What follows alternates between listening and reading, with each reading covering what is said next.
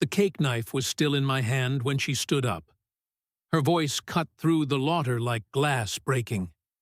"My son," she said, lifting the child as if he were a crown jewel, "is not just mine. He's your husband's son." The room went silent. Even. The child stopped fussing, as if he understood the weight of betrayal being tossed into the air. Then she added the second dagger. "And us inheritance. I'll take half of your 800,000 house. Here," she waved a folder like atrophy. "His will says it clearly." He stared at her. My sister, my own blood, my husband's coffin barely cold in the ground, and she was already staking her claim. I pressed my lips together, forcing back the laughter that bubbled in my throat, because she had no idea what she had just walked into. I met my husband when I was 22. He was my anchor, or so I thought. Broad shoulders, steady eyes, a promise of forever in every word he spoke. He looked at me like I was rare, precious. I married him because I believed him. And my sister, she was there, always hovering, always smiling too wide at him. I thought it was just her way. She had been reckless since childhood, collecting attention like it was oxygen. But family forgives. It forgave the glances, the too long laughter between them, the sudden silences when I entered a room, because trust is a blindfold you tie yourself. It started small. He began working late, his shirts carrying faint perfume that wasn't mine. He locked his phone. He voided my eyes. One night, he came home disheveled, his collar damp with sweat. I asked nothing. I only watched. Observing is more powerful than asking. Then came the message. My sister had been careless, or maybe arrogant. I found it on his phone. "Next time, don't leave the necklace." She almost saw it. The necklace?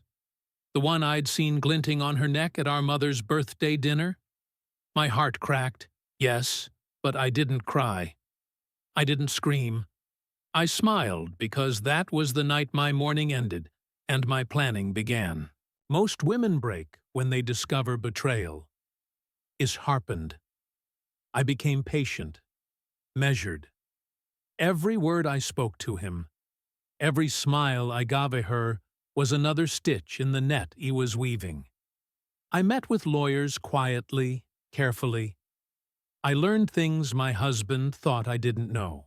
His offshore account, the debts, the revised will he signed without reading because I placed it before him with a sweet kiss. Yes, I drafted it with my lawyer, slipped it among the papers. He was too distracted to notice.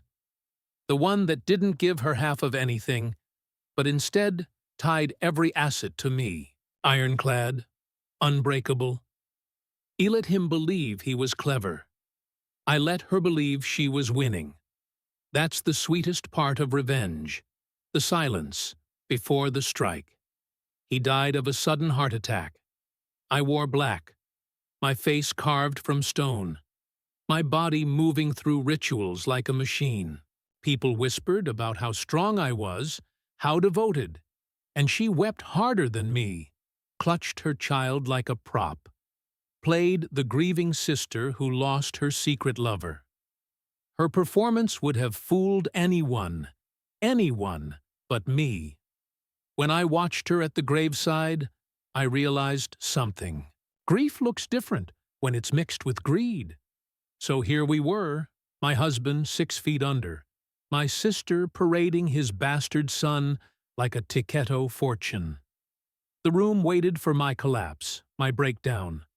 They expected rage or sobbing, but I only leaned back in my chair and said softly, "Oh, I see."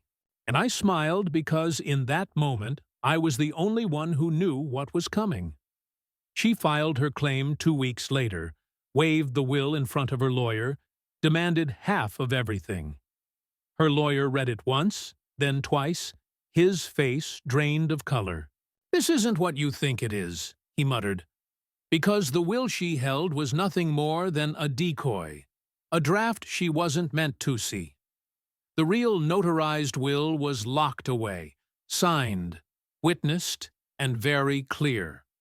Everything, every dollar, every brick of that house belonged to me. Her lawyer explained it to her slowly, like speaking to a child. Her hands shook. She accused me of forging it, of trickery. I just sat there, calm, legs crossed, and said, "You should be careful what you announce in public. People might start asking why your son looks so much like my dead husband." Her face crumpled, because that was the second layer of my plan. Not just legal victory, social destruction. Word spread. Friends, family, neighbors. Noon looked at her the same way. Invitations dried up. Her child's birthday photos were whispered over like scandal sheets. She wasn't a proud mother anymore. She was the woman who betrayed her own sister and slept with her brother-in-law. She came to me once late at night, eyes swollen, hands trembling. She begged, "Please don't do this. He's still my son. Don't ruin us." I studied her. My sister, the girl I once shared secrets with, who braided my hair when we were children. "You ruined yourself," I said. My voice was quiet, steady.